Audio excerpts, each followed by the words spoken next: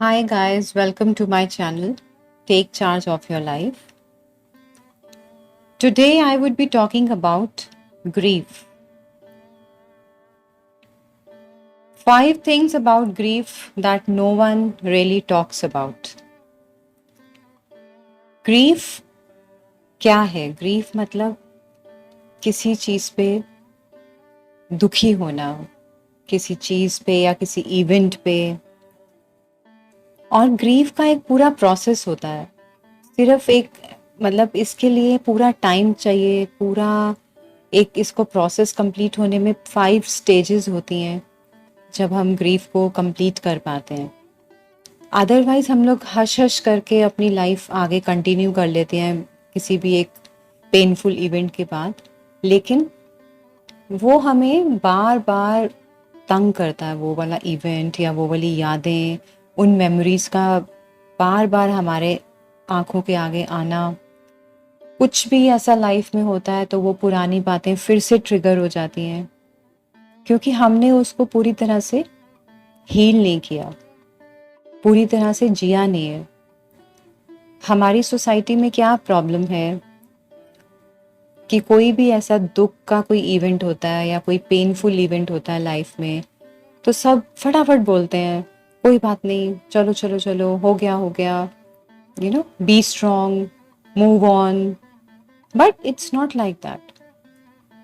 Grief is a and being in grief या grieve करना किसी चीज के लिए, it is a long process. It has 5 stages और वो पूरा प्रोसेस कंप्लीट होने के बाद ही आप पूरी तरीके से हील हो पाते हैं किसी इवेंट से। और ये एक लाइफ लॉन्ग थिंग है जो ग्रीफ है, because life is a roller coaster ride. Ups and downs तो लाइफ में होते ही रहते हैं, सबकी लाइफ ऐसे ही है। किसी की भी एक स्ट्रेट लाइन नहीं होती है लाइफ, कभी ऊपर कभी नीचे चलता ही रहता है। तो बहुत स्टेजेस आती हैं हमारी लाइफ में, बहुत बार ऐसा होता है कि हम ग्रीफ में चले जाते हैं। So today I would be talking about 5 stages of grief और ऐसी चीजें जो हमें पहले कभी पता नहीं थी ग्रीफ के बारे में। पहली जो स्टेज होती है वो होता है शॉक। जब आपको कोई भी ऐसा इवेंट होता है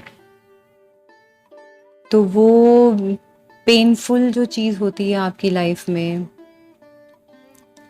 वो सिर्फ एक ये नहीं है कि किसी के चले जाने से, किसी की डेथ से, किसी लव्ड वन के चले जाने से ही आपको ग्रीफ होता है। बहुत सी चीज़ें होती हैं ऐसे लाइफ में, जैसे loss of a pet, loss of a relationship, loss of loved one, even loss of friendship. कई बार हम लोग अपने फ्रेंड्स से भी बहुत अटैच होते हैं और कभी हमारा फ्रेंड कहीं हमें छोड़ के चला जाता है, कहीं ओवरसीज या कहीं और, या किसी दूसरी जगह पे, या आपका फ्रेंडशिप ब्रेक हो जाती है, तो वो भी बहुत ही एक पेनफुल प्रोसेस होता है। Then loss of a business, loss of a job. So ये बहुत सी चीज़ें होती हैं जिनके लिए हम लोग ग्रीफ रखते हैं या ग्रीफ में चले जाते हैं। पेन होता है हमारे हार्ट में बहुत ज़्यादा, और आजकल तो डॉक्टर्स ने इसको एक नया नाम भी दिया है, broken heart syndrome. Yes, so this is for real. जो दुख लगना या दुख होना, जैसे हमको फिजिकल पेन होती है, ऐसे ही इमोशनल पेन पूरी तरीके से हम लोगों को एकदम, जैसे कहते हैं ना, वुंडेड कर देती है, पूरी तरीके से तोड़ देती है अंदर तक। So shock is the first stage. Then the second one is denial. Denial इसलिए होता है क्योंकि हम उसको एक्सेप्ट नहीं कर पाते। हमको लगता है अरे मेरे साथ ऐसा कैसे हो गया, क्योंकि हम लोग हमेशा ये सोचते हैं कि हमारे साथ तो ऐसा हो ही नहीं सकता, किसी और के साथ होगा, मेरे साथ थोड़ी हो सकता है ऐसा। सो वो जो एक डिनायल आ जाता है हमारे मन में, वो टाइम लेता है उसको प्रोसेस होने में, उसको हमारे दिल से, हमारे दिमाग से निकलने में। It takes time. Then the third one is anger. गुस्सा बहुत होता है अंदर हमारे, क्योंकि हम गुस्से का रीज़न इसमें ये है कि कई बार हम लोग चीज़ों के लिए अपने आप को ब्लेम करते हैं कि मैं ऐसा करता तो ऐसा हो जाता, ये वाला मैंने अगर स्टेप लिया होता तो ऐसा ना होता। तो उसमें हम लोग गिल्ट में चले जाते हैं, हर चीज़ के लिए खुद को ब्लेम करने लगते हैं। और जब हम खुद को ब्लेम करते हैं तो हमें बहुत गुस्सा आता है, इरिटेशन होती है, एंगर होता है। So this is the third stage. Then the fourth one is depression. ये आपका इमोशनल अप एंड डाउन है। कभी आपको अच्छा लगता है, कभी आपको लगता है हाँ ठीक है, अब तो मैं मूव ऑन कर गया इस चीज़ से, now it's okay.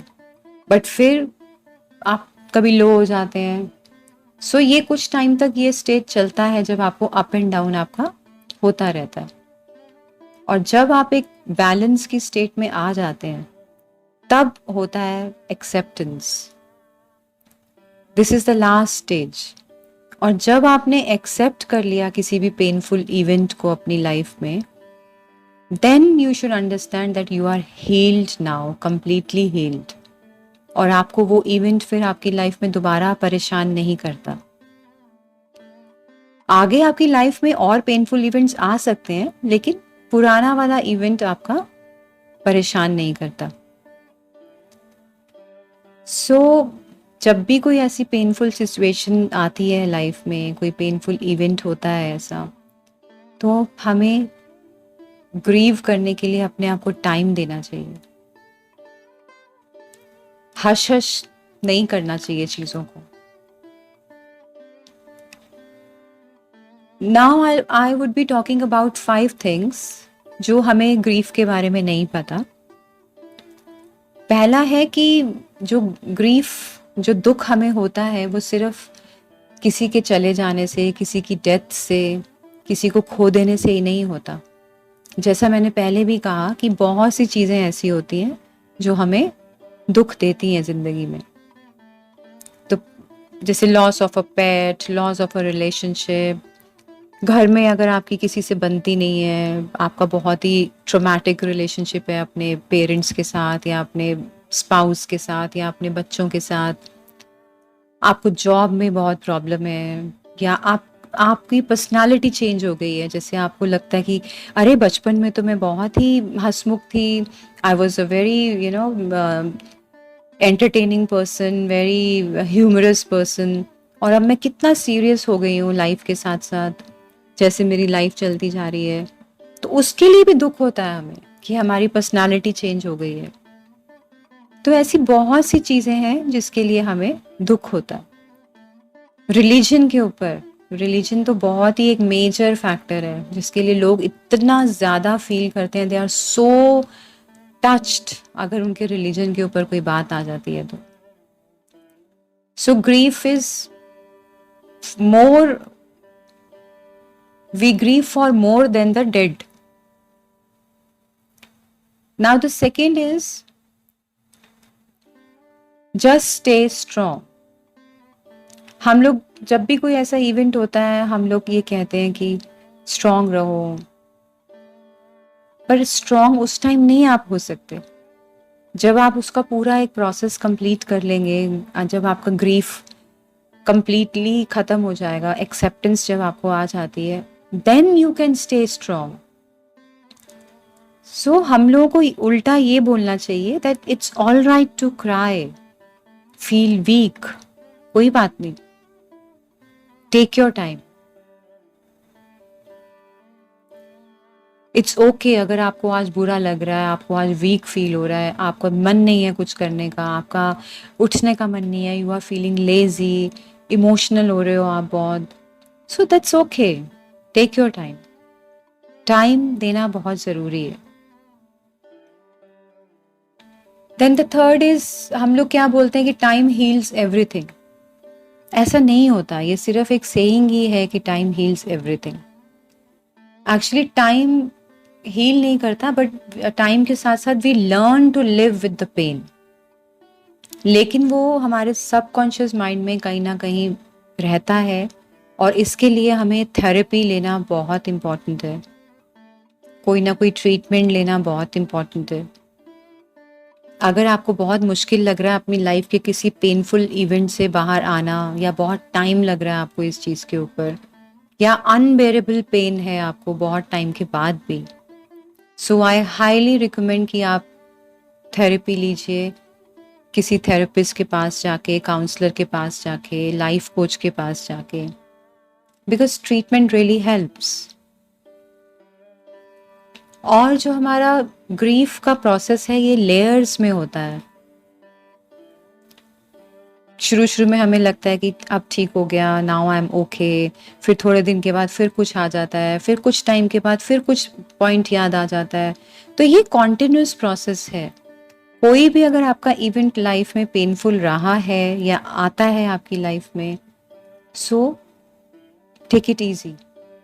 Hush hush करने का कोई फायदा नहीं है। Take your time. इसको प्रॉपरली हील होने के लिए टाइम लगता है। पूरी स्टेजेस जब कवर होंगी, finally when you accept things, then only you can bounce back again in your life.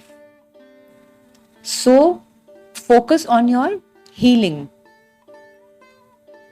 पूरी तरीके से हील होने पे आपको फोकस होना चाहिए, चाहे उसमें टाइम लगे या आपको किसी थेरेपिस्ट के पास जाना पड़े। All right, so to make your life better, to understand this process, to come out of trauma, to come out of any painful event, I would highly recommend to take a session from a life coach or a therapist and live your life fully, completely, enjoy your life again. I hope you understood my point, guys. Thank you so much. Please subscribe to my channel. Bye. See ya.